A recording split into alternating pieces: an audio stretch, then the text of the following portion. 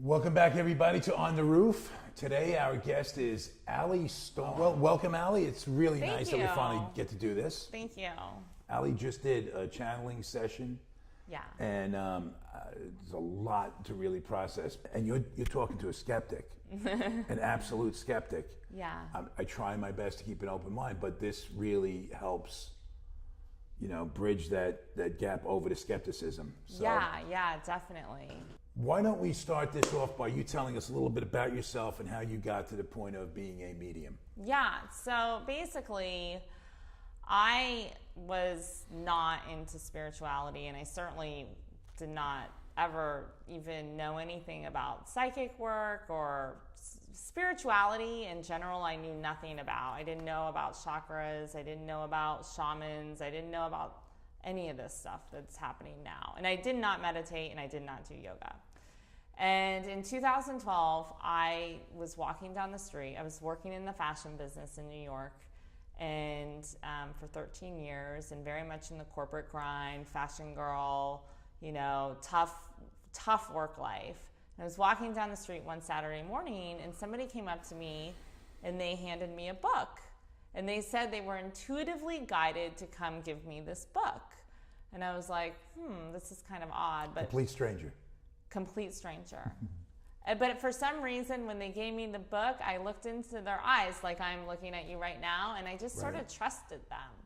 And I took the book, and I went home, and my day went about. And then the next day was a Sunday, and I was sitting at home, and I decided to just open it up and read a couple pages, and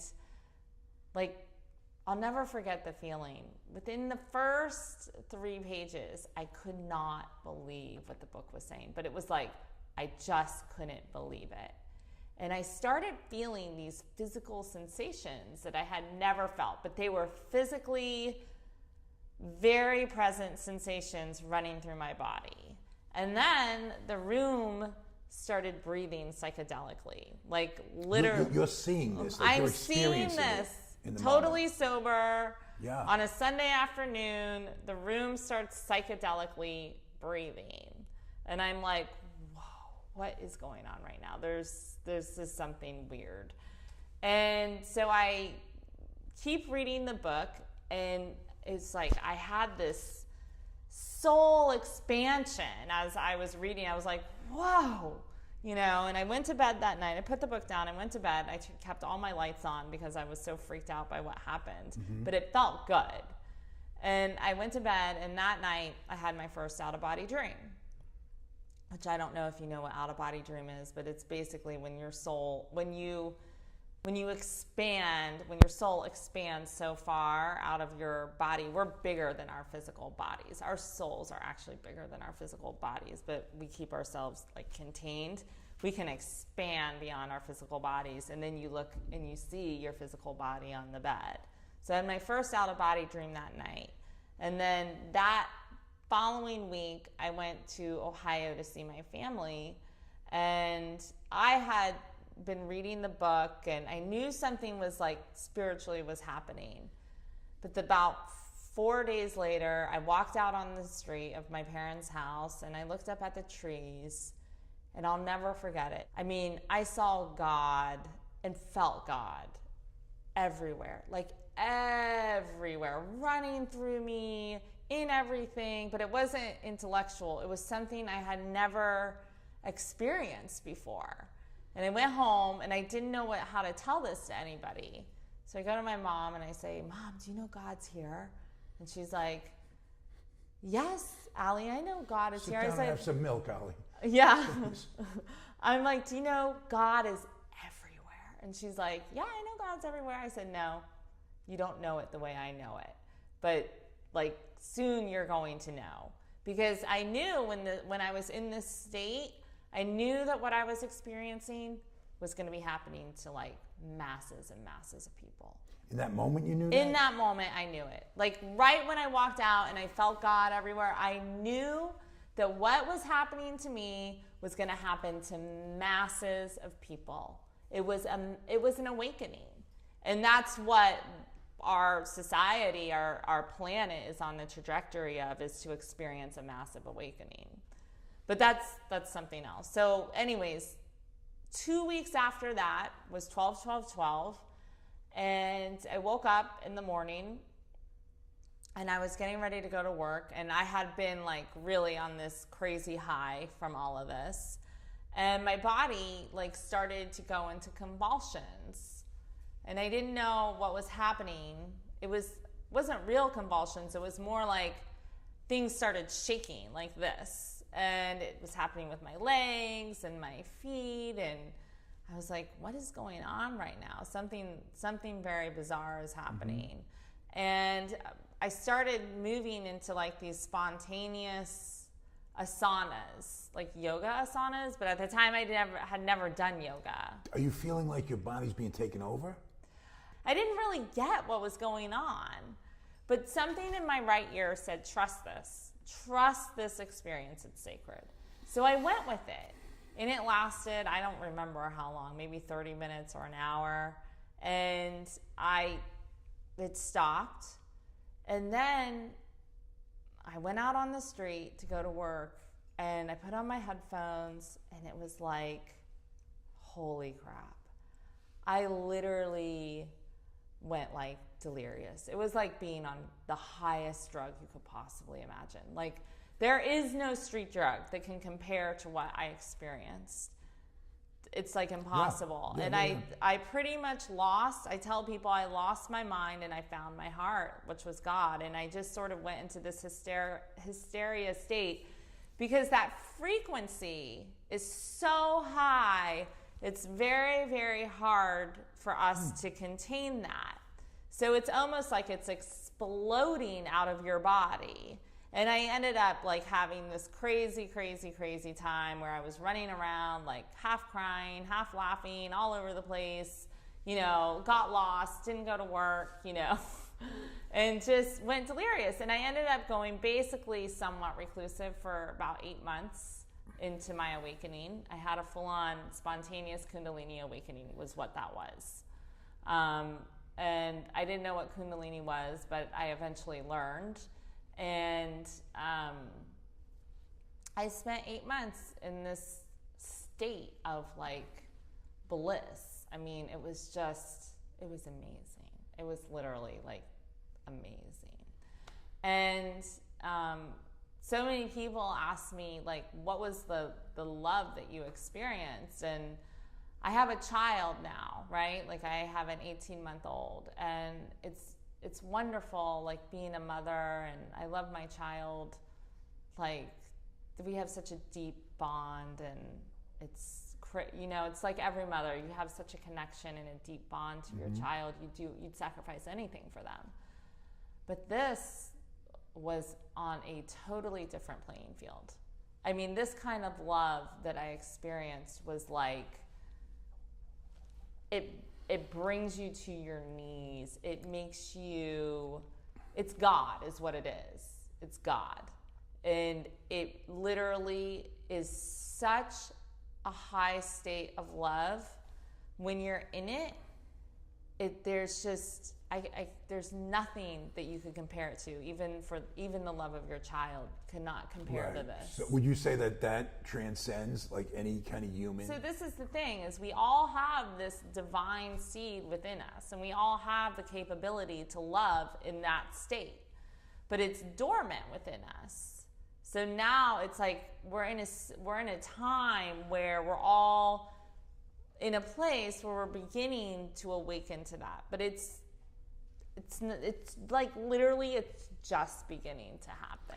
It's fascinating because I swear to you, 2 years ago, I was absolutely incapable of having this conversation. Right. I mean, literally, you would have lost me before we started. Right. I wouldn't be open to even because and it's pure ignorance. But since the intrigue has opened and introduced me to so many different people, I've experienced that I believe that there's certainly something out there that is so great, and now I need to hear from people like you, that have experienced something. I still, I don't know what that is firsthand for sure, but I can trust in people to tell me what theirs is, and that and I don't think it's really any different than any kind of religious faith that some child is told. You believe in something that you may not know firsthand yet, but trust in it and have faith in it, except that it's different. And spirituality and religion are obviously different. But what was it that, when this is all happening to you, what was it that drew you to finding out, I want to know more about this, I want to understand this? Because it's really so foreign, right? So 100%, and this is a great thing that I would love to express to people. The feeling of connection to God feels good. It should be an experience that's this feels really good right now.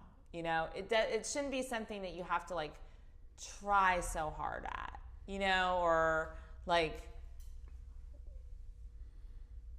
some people really push themselves to meditate every day. It doesn't have to be like that. It shouldn't be a rigid sort of thing. Right. I need to meditate today. I need to fit it into my calendar to da da da da da da. That connection time is really something that is blissful.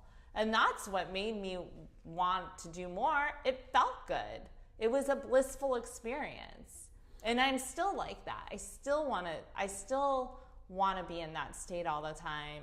Because who wouldn't? It's like being on drugs. Especially since I thought about that when you were saying that. I'm going, it's you're talking about the first hit.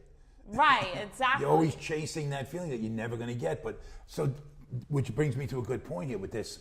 When you experience something so profound, are you ever going to be that high again with the rest of your journey? My life has yet to unfold to show me that that's where I live my life as a total mystic, and I am on the mystic meaning no expectations, just take me where you may. Mystic meaning opening myself up to all of the unknown. Right. And yes, being on that path, and I certainly hope that I will return to that state. I believe that I will. I ask every single day, and I pray every single day that God will return me to that state of bliss that I experienced, and to show me what I need to do in order to return to that state. I get glimpses of it often, but I never get basically what it was full embodiment. And to be fully embodied, you really have to, I think, go through a process of overcoming so many fears in your life, so much shedding your identity completely, and really clearing yourself as a vessel for God to fully move through you. Everybody's not afforded that luxury to even do that. I mean, sometimes, I think in my case, along with many, the conditioning is just so ingrained that it's really hard. It's ingrained in me too. And also then your daily life involves so much of what's contrary to being available. Oh my God. Right? So it's really hard. I mean, for you to have that is really almost alchemy. Yeah. Yeah, it is. And you're right. It's so hard.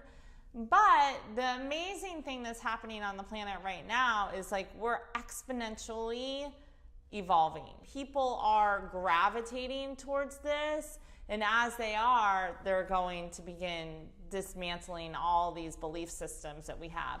And also, our society can't hold the old fear-based system anymore. I mean, you're seeing it happen. We are living in such this fear-based society, and it's percolating to this place that people just can't withstand it anymore. It's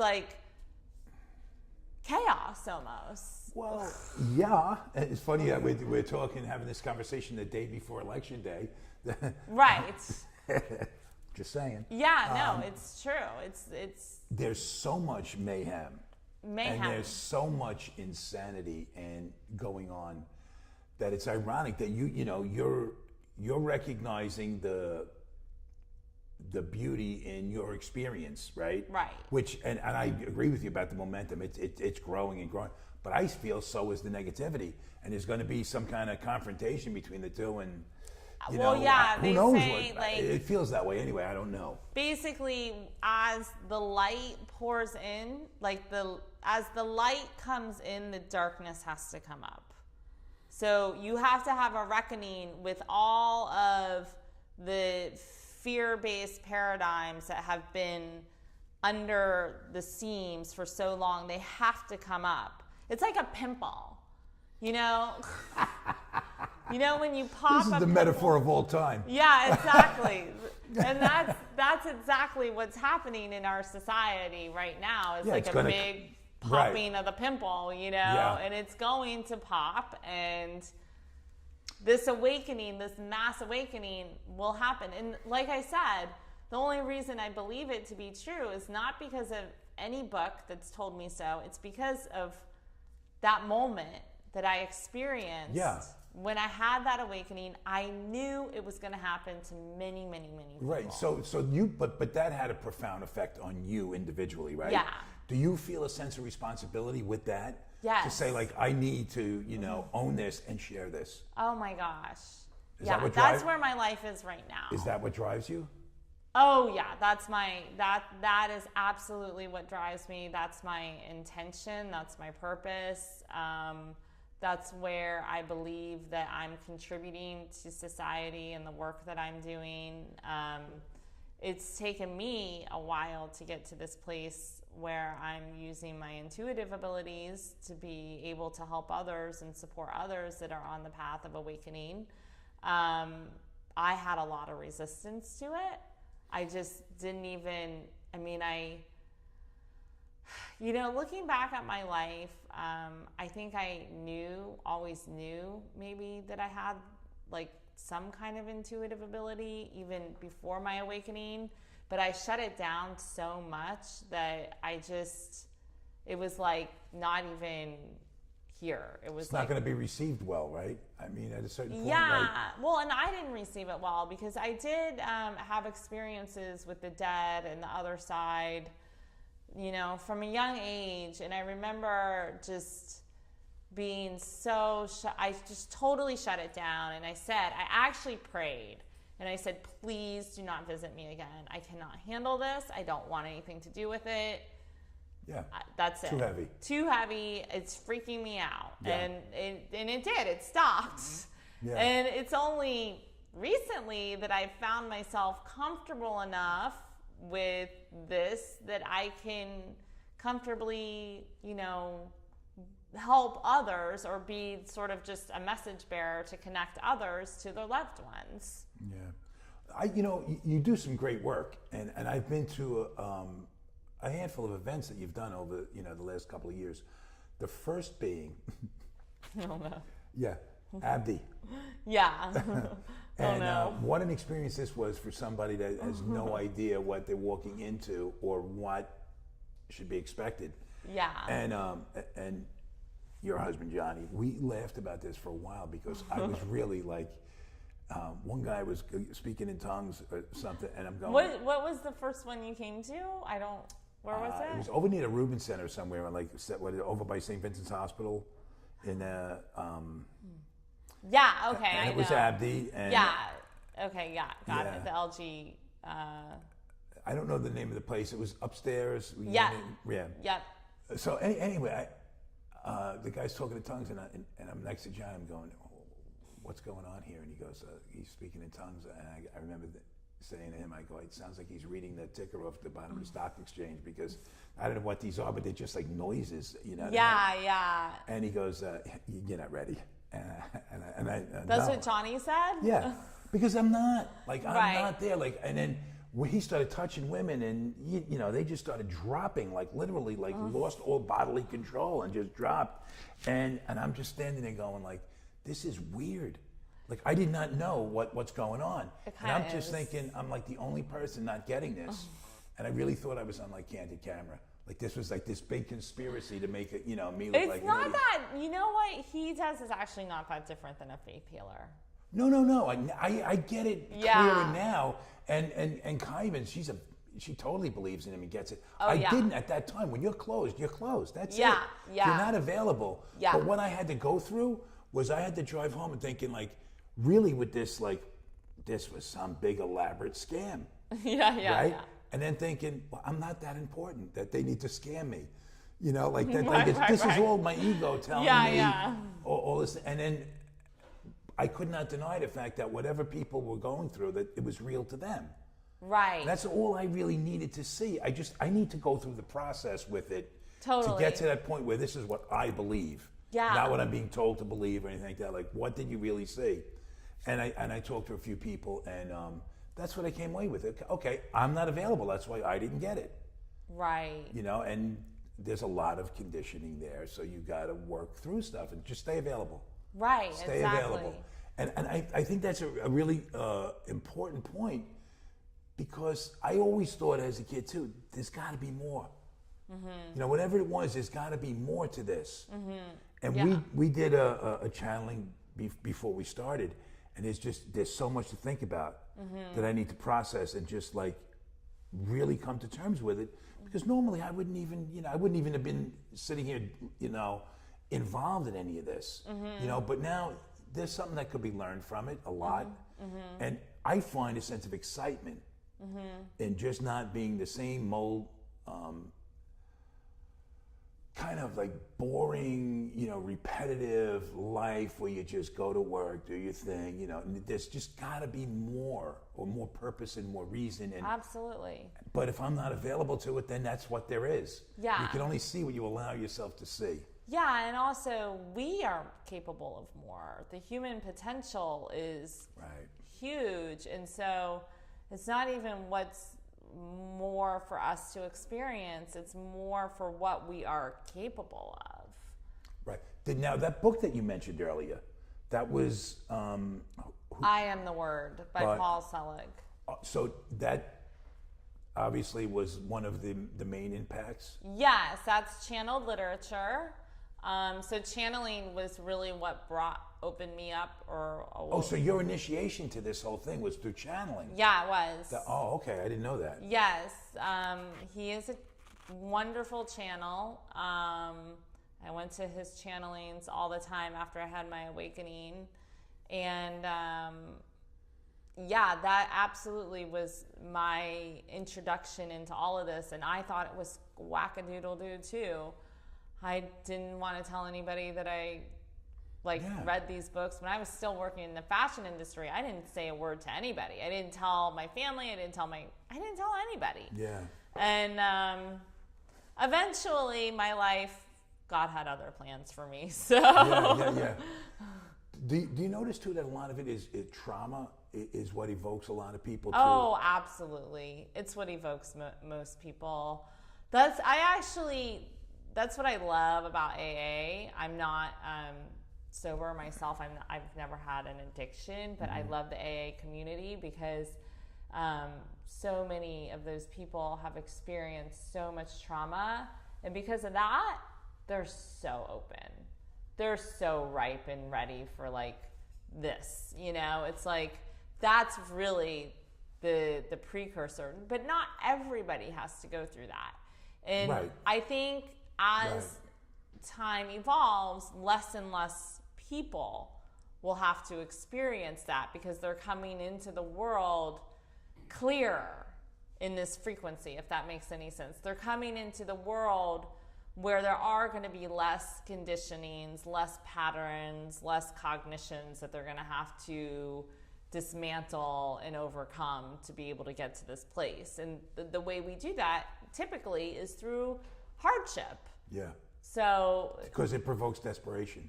it does. Yeah. And when you're desperate, you have to help. You need help. So you turn to the other side. You turn to something unknown. You turn to a higher power. So yeah, a lot of times that is what causes it, and a lot of people are just born with this. You know, they're born with these abilities. They're born open. So there's that too. Getting back to what you do, I was a week or two ago at your Kundalini workshop that you did with Fatima. Yes. Why don't you talk about that? Because that was interesting work. So yeah, that's something that just sort of evolved. So Fatima is somebody in my life that I met shortly after this whole Kundalini awakening that I had. Right. She was one of the first people that I met, and we became like, you know, each other's soul sisters, and we became very close. And oftentimes we would come together alone and meditate together and have these wild experiences where we would be channeling, you know, high entities would be coming through, and we would have divine interventions, and we were given so much information from spirit that was like undeniable. And our abilities, our gifts really began to unfold through this process of her and I just coming together alone in our house or in our apartment and having these experiences. And eventually, I think I was the one that initiated it. We decided to share it with the public. And as we came out and did it more with the public, it's like the gifts even started becoming more pronounced. It was like sort of like once you open up the door, you know, the flood, it just begins to flood out. You know, it's the abilities started becoming way more pronounced as we started doing it in public. And now I would say we're in a place where we can't really see what the future holds. You know, we don't know where it's going. We both pretty much are set the intention to align to, you know, God and our highest good and the highest good of everybody in the room. Mm-hmm. And we also bring our awakenings, the experiences that we had, into that experience, because that is really where we draw upon for our purpose and our mission, is that state that we were in during our awakenings. And we let it roll in the room. And, you know, she does a lot of hands-on energy healing, and I do a lot of channeling. So typically it's her going around working on individual people doing energy healing while I'm channeling to the group. Yeah. And it's sort of like this crazy process where you have no idea what's going to happen. Like, I go there and I don't have a topic. I don't have like anything planned. I don't know what's going to be said. I don't, but it's amazing because it's sort of like I'm a student watching the messages come through, spirit comes through, and I'm sort of like watching it happen just like everybody else. And so for me, it's fascinating because I get to see how it unfolds and what comes out, and I'm like, wow, that was like a really cool message, you know? Obviously, my exposure to this whole world is limited, but I've never seen two people do it together, like lead, you know, a workshop like that. But it really worked. It was really good. Your chemistry together was great, and it was very well received. But you said something there about you and her when you first met, like, she was somebody that you could actually talk to about this, who understood what you were talking about, like, initially. Yeah. And that's how you became, that was the beginning of you guys becoming soul sisters, as you said. Right? Yeah.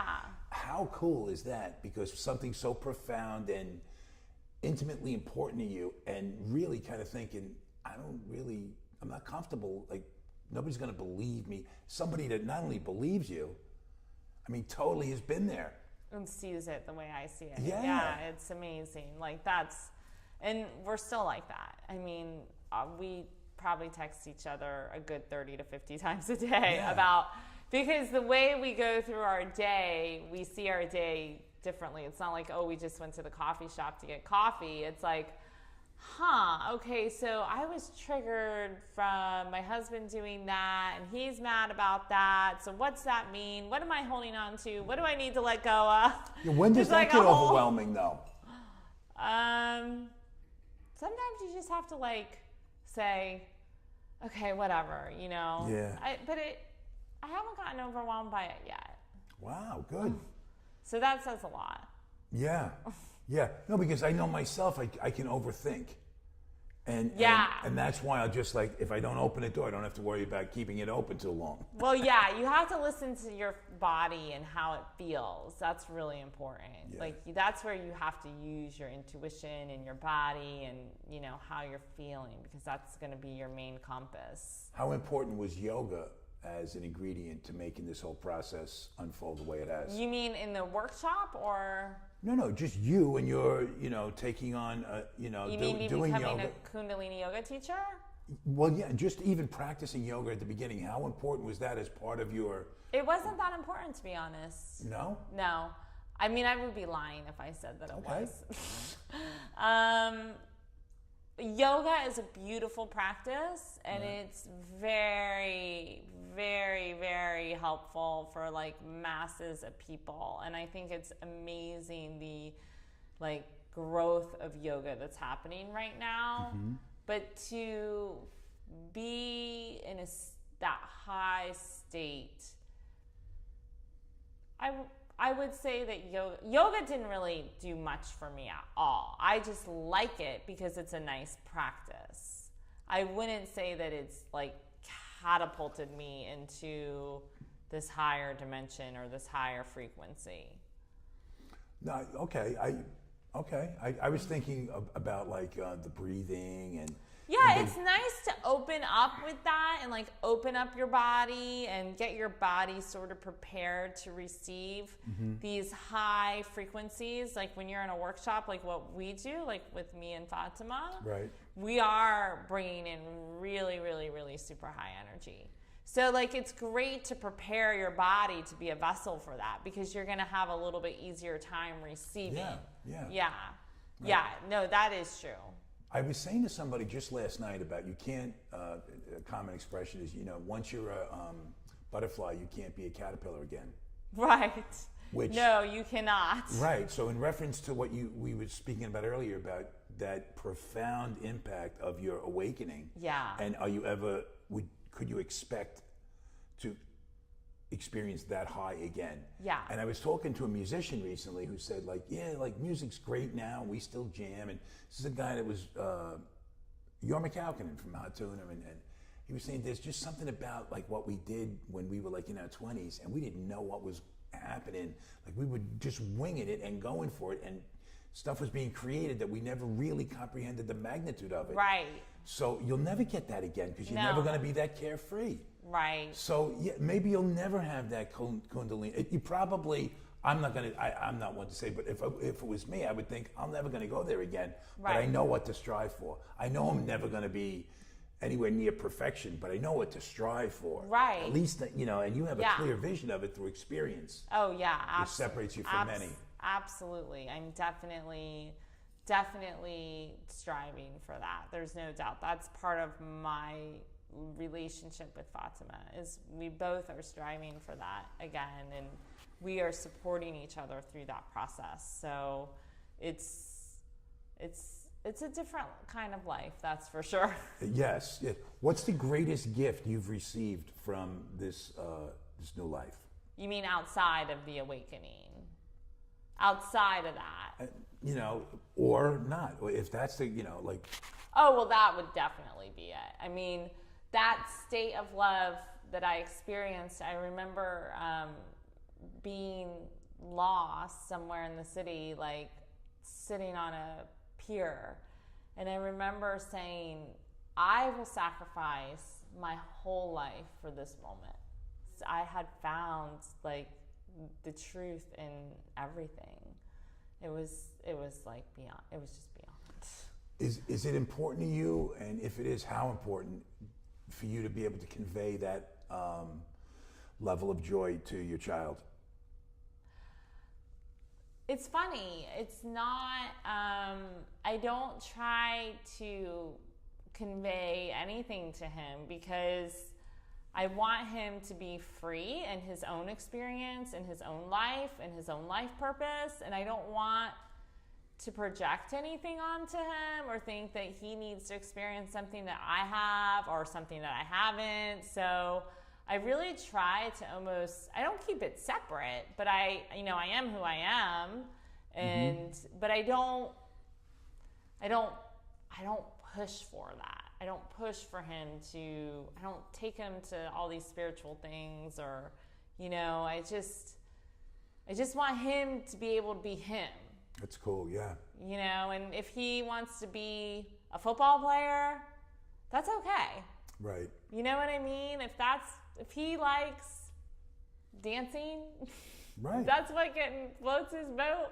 Right. No, yeah. Then so be it.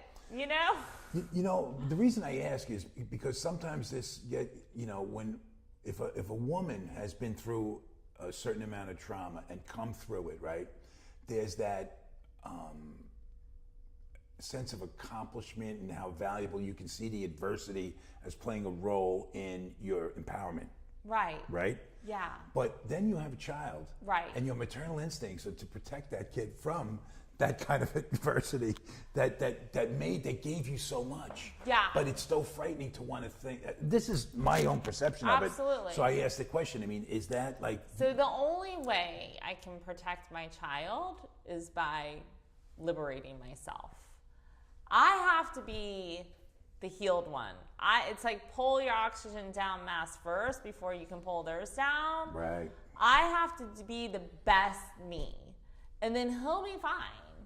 But like, I can't worry about, where, what is his relationship going to be with God or, all that kind of stuff. Right. I just have to be the best human being I can be. I have to be, and this is like, in addition to my, spirituality. I'm just talking about being a mindful person, being a non-reactive person, being a good human being, treating people kindly, all these virtues. I have to practice those. And then he will do that just from watching what happened in his family.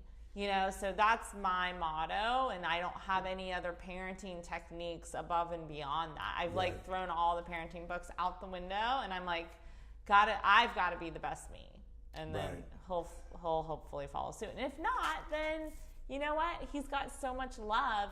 That's what you do is you just love, love, love. Because if somebody is in misalignment, the only reason they're in misalignment is from a deficiency of love. Does that come natural for you, that way of thinking? You mean like to understand the value of gratitude and humility, that these traits that you just, and many of the traits you just said that are valuable and important, right? Does that all come natural, or do you have to like stay aware of incorporating it all? I have to stay aware. Yeah. I mean, me and my husband do checks and balances every day. Mindful, we have to be mindful, like we have to be non-reactive. It's unbelievable, We have to constantly keep each other like in checks and balances, and we do it to be like good human beings and be good role models. But yeah, absolutely. Like I'm not just like Mother Teresa. Like I'm not at all. Well, no, nor was I insinuating that. I'm just saying, like, I think that often these things that we know are so valuable are just not so like normal. Like I know how important humility and gratitude is, but they're not. It doesn't come natural. No. I know that if I pay attention, I have a better chance of being more of both. Right. But it takes a conscious awareness to do that. It's being conscious. And it sounds bizarre. Like, why would I have to work at something that I already know is the right way to be? No, I catch myself being off all day, every day. It's the same thing with eating food. You have to work at making the right choices. You know? Yeah. It's so easy to slack off into bad choices, but in order to make the right choices, you have to like make like a conscious effort, you know? How important is nutrition to you and your everyday life? I'm so bad with nutrition. It's funny, when I had I didn't, like most people woke up to mindfulness and well-being well before they had their... Patterns were set? and No, established? well before they would have the kind of awakening that I had. Whereas like I did the flip flop. Like when I had my awakening, I was still like drinking martinis and eating 16 handles for dinner. And so now I would say I've gotten a little better. I've definitely gotten better in that I eat organic and I try to eat a lot of variety to my diet, but I'm not great. I'm trying to be. It's a constant effort for me. I'm like every other person. What's the most deviant food that you enjoy? Like you just say, this is so wrong, I'm going to go get 3 of them. Well, I can tell you I eat a pint of ice cream every day. Good for you.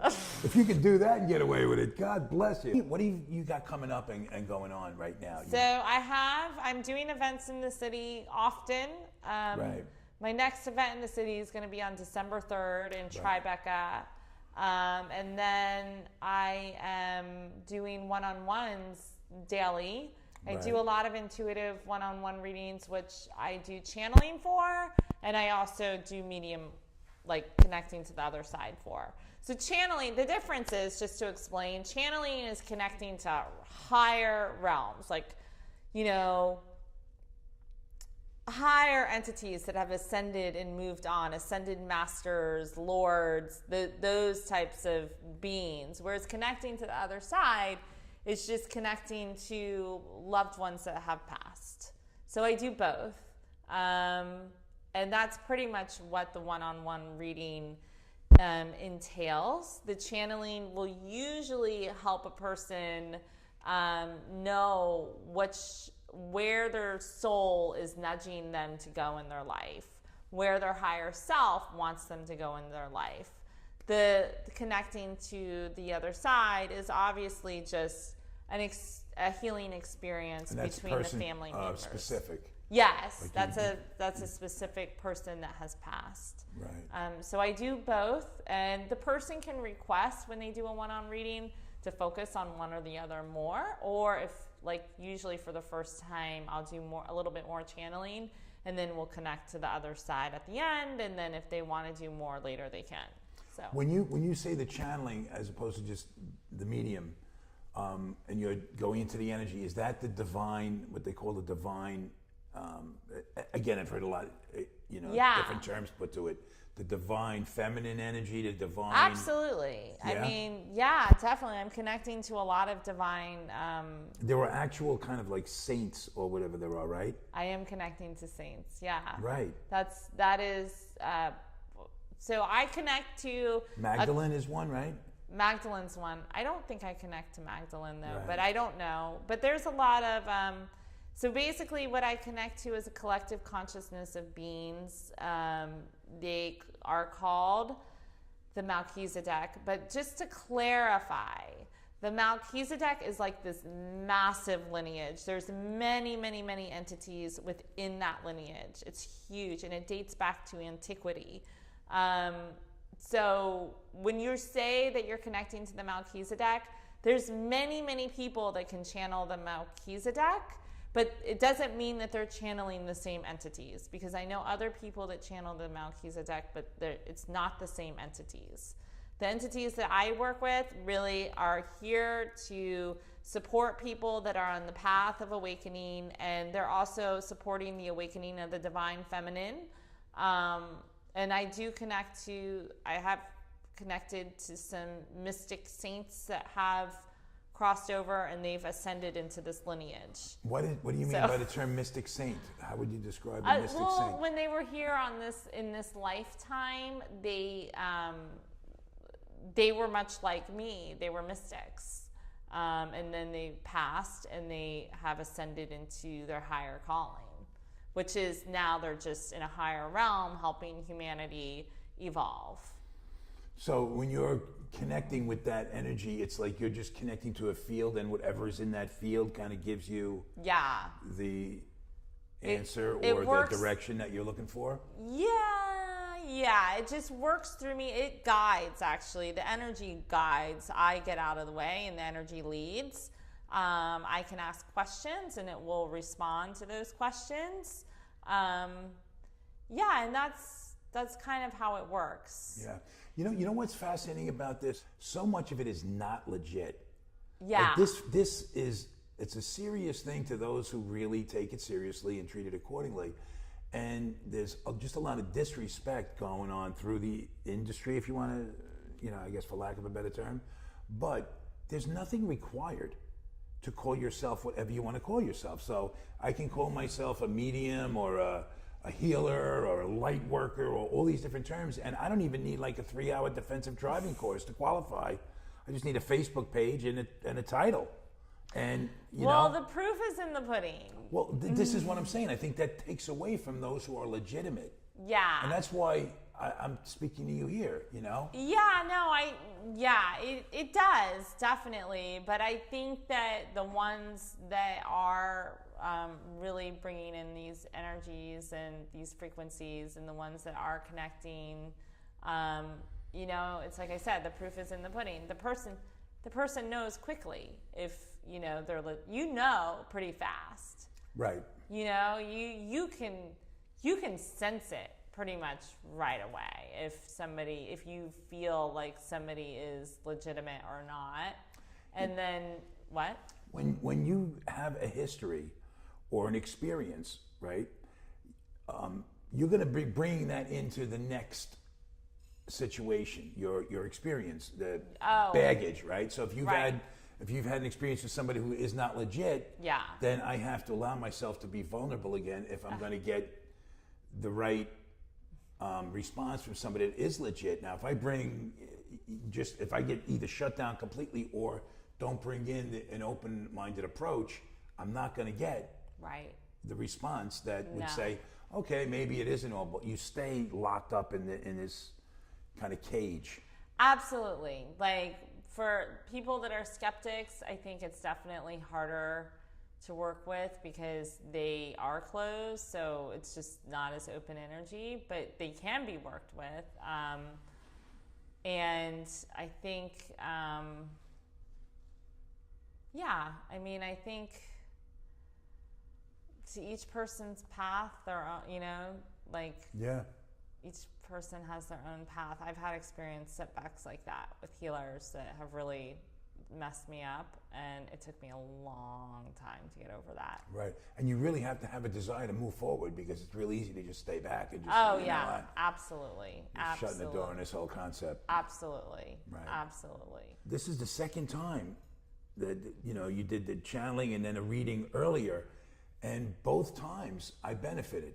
Mm-hmm. And it's just undeniable. And I'm not here just to compliment you or flatter you, but it's the truth. I mean, it's my experience. So I believe that you're legitimate, and I appreciate what you have done.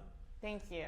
For me and your help. Thank you. If for somebody else that wants to, work with you, how do they contact you for like the one-on-ones? My website, www.allystorm33.com. So everything is on my website. Yep, just go to my contact page on my website, and I can, all my group events are listed on there, and I can set up one-on-ones through there as well. Okay, and December 3rd, you're in Tribeca? At the Joseph Carini Gallery. Oh, right, that's the same place you Yes. Oh, great. Yeah.